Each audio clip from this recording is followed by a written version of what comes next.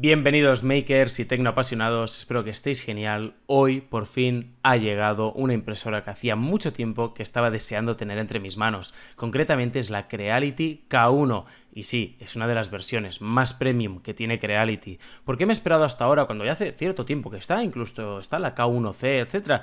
Pues bien, ya no solo es porque el precio se mantiene, incluso ha bajado un poco, sino porque además han arreglado todos aquellos pequeños fallos que había anteriormente y que podían ser bastante molestos, como era el problema con el extrusor, con algún problema que había con la cama, etc. En este vídeo os voy a enseñar todo, lo bueno, lo malo y lo feo. Así que sin más, vamos a empezar de un principio a fin en el cual os voy a llevar de cómo la monté, cómo arreglé algún problema que pensaba que ya no hubiera hecho falta arreglar, que ya estaría solucionado, y cómo me ha impreso. Que os avanzo que he tenido algún susto y muchas alegrías.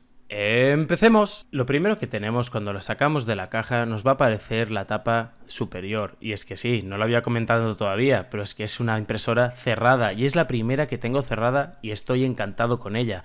La verdad es que esto nos va a permitir tener mucho más control sobre todo el ambiente, la temperatura y poder imprimir un montón de filamentos que de otra manera sería complicado y tendrías que vigilar constantemente con las corrientes de aire, etc.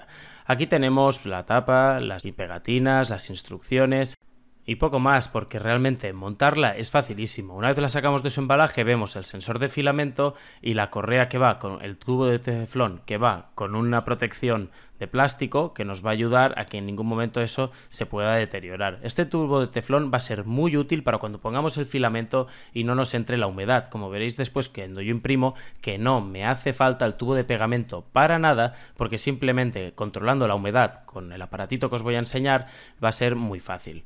Además de todo esto, lo que nos va a venir aquí va a ser el cable de corriente para conectar la puerta, para poder meter allí la maneta de la puerta, y luego es simplemente quitar todas estas piezas que vienen de protección. A medida que vayamos quitando cosas, iremos encontrando otras piezas, como la pantalla, que irá después allí, que ya os aviso ahora, va fuerte, hay que hacer un poco de fuerza, y los soportes de goma para las patas, para evitar vibraciones. Muy recomendado, yo os recomiendo que las pongáis desde un principio para que se autocalibre siempre con ellas.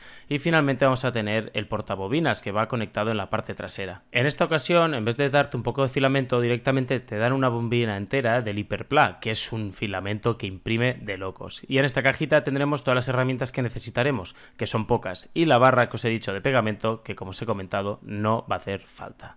Así que sin más y siguiendo las instrucciones, vamos a poner las patas que os comentaba, que es una cosa fácil, va a presión, y vamos a quitar todos los plásticos. Qué momento más placentero, ¿cierto? Ya veis que hay un conector abajo a la derecha que está disponible y está libre, que es donde vamos a poner la pantalla. Y aquí con estos tornillos y estos apliques es donde vamos a poner el pomo de la puerta, que yo os recomiendo que lo pongáis porque si no va a ser un poco más complicado de hacer.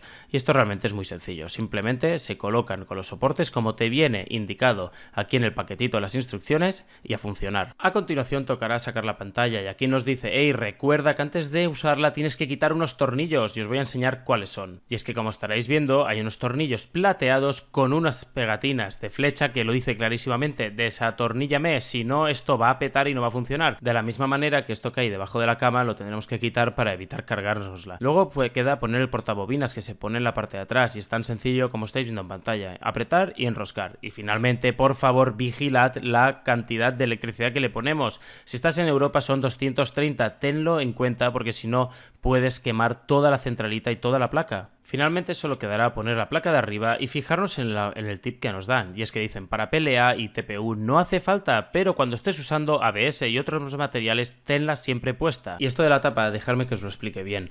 Representa que para controlar mejor el flujo de aire y evitar warping y deformaciones y que puedan no quedar bien y no compactarse bien las capas, recomiendan que sea el ambiente muy controlado, sobre todo en ABS y otros materiales de este estilo que necesitan tener una temperatura muy elevada. Sin embargo, para el PLA y para el TPU no te lo recomiendan tanto porque dicen que no es necesario, que incluso puede ser contraproducente, que no lo hagas. He estado buscando mucha información y veo que hay gente que imprime siempre con la tapa puesta. Eso os lo voy a dejar a vuestra elección. Yo he probado de las dos maneras, ha funcionado de las dos maneras, pero como he realizado casi todas las pruebas es sin tapa, porque me permite ver mejor y de forma más óptima cómo está yendo la impresión. Que también os lo digo, la contrapartida de hacer esto es que hay más ruido, tenéis que saberlo. Los ventiladores que tiene 3 ventiladores, el trasero y los dos laterales, pues hacen ruidito, hacen más ruido incluso que la KE, por lo cual es un tema a tener en cuenta y depende de donde la tengas, te va a valer la pena hacerlo con o sin. Para añadir el filamento, simplemente ponemos la bobina, hacemos un corte en el filamento en diagonal y lo ponemos por el tubo de teflón y empezamos a apretar hacia arriba. Sin miedo, no tengáis miedo, ir apretando hasta que ya llegue un momento que haga tope y no pueda más. El resto ya se encargarán los engranajes del extrusor, que aquí tenéis un botoncito que tenéis que dejarlo abierto para que pueda caber y luego volverlo a bloquear para evitar ningún disgusto. Y bueno, llegado a este punto es el momento de configurarla. Aquí nuevamente nos dice y nos recuerda, por favor, quita los tornillos que hemos puesto para que esté lo más equilibrada y plana posible, porque si no vas a reventar los motores. Y una vez hemos recomprobado eso y que está todo bien, seguimos. Próximo paso sería conectarla a internet y vincularla con nuestra cuenta de Creality Cloud. Una vez todo esto está hecho, simplemente seleccionamos nuestra zona horaria, le damos a continuar y empiezan a hacer todos los procesos de calibración. Recordad lo que os decía antes en el unboxing, quitad esa pieza de ahí que no vayáis a tener problemas después. Una vez eso está hecho, va a empezar de forma muy rápida a calibrarse y cuando todo sea correcto ya podremos continuar imprimiendo de una vez por todas, que es lo que más ganas tenemos. Aunque aquí debo deciros que tuve un pequeño problema con la cama y es que el sensor no me detectaba la temperatura, por lo cual tuve que desmontarla y asegurarme de apretar bien todas las conexiones. Después de eso y de actualizar la instalación de software, que ya te lo dice la misma máquina, funcionó todo a la perfección. Como veréis aquí, cuando os avise que hay un nuevo firmware, hacerlo, porque muchas veces van a arreglar un montón de bugs que tienen, que han encontrado de fallos, y si lo actualizas vas a tener siempre la versión más óptima, más actualizada y por ende más segura y mejor. Así que ahora sí que sí, aquí tenemos 3 modelos ya preconfigurados dentro de la impresora y vamos a darle a imprimir. ¿Un Benchy en 16 minutos? ¿Es eso quizás posible? Pues sí, sí que es posible, aunque os va a sorprender el resultado, posiblemente negativamente como me pasó a mí. Y es que no sé, a santo de que empezó todo bien, imprimiendo a una velocidad descomunal, a un ruido bastante descomunal también os lo voy a decir, y aunque todo iba bien en las primeras capas, diría en el primer centímetro, después empezó a desplazarse la impresión. Y aquí me gustaría que si sabéis por qué pudo pasarme esto, lo dejarais en los comentarios, porque no tengo ni idea por qué pasó, pero fijaros qué Benchy más horroroso, pero eso no me hizo perder la ilusión, ni la confianza, ni la esperanza, así que me puse de lleno a empezar a perfilarlo yo, no con los perfiles que ellos me daban, y estos empezaron a ser los resultados. Lo primero que hice antes de hacer experimentos fue reducir la velocidad a 300 milímetros por segundo, que ya sé que puede llegar hasta 600, pero no me había dado demasiado buen resultado.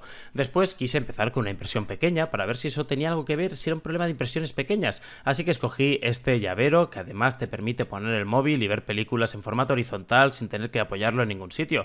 Las primeras capas fueron una locura, todo perfecto, no había problemas de adhesión alguno y además quise añadirle una cosa que tiene Creality, que tiene locura, que es el fuzzy, que lo que hace es evitar que se vean las líneas de impresión y que quede un resultado así rugoso, como de piel de naranja. Y el resultado, como vais a ver ahora, fue drásticamente diferente al primero, teniendo así un muy buen resultado, teniendo un llavero útil y práctico y dándome a entender que esta impresora tenía mucho más potencial del que realmente había podido parecer inicialmente. Una vez motivado y decidido y visto que era posible, empecé a imprimir sin parar. Pero antes, y para que entendáis cómo todas estas impresiones las puedo hacer sin pegamento, es gracias a FixDry, que es un calienta o quita humedades de filamento, y el resultado es que no necesito en ningún momento tener nada en cuenta, ni ponerle pegamento, ni ensuciar la cama, ni nada. Gracias a eso el resultado es espectacular, porque donde yo vivo no lo sabía, pero tengo una humedad de cerca del 50%.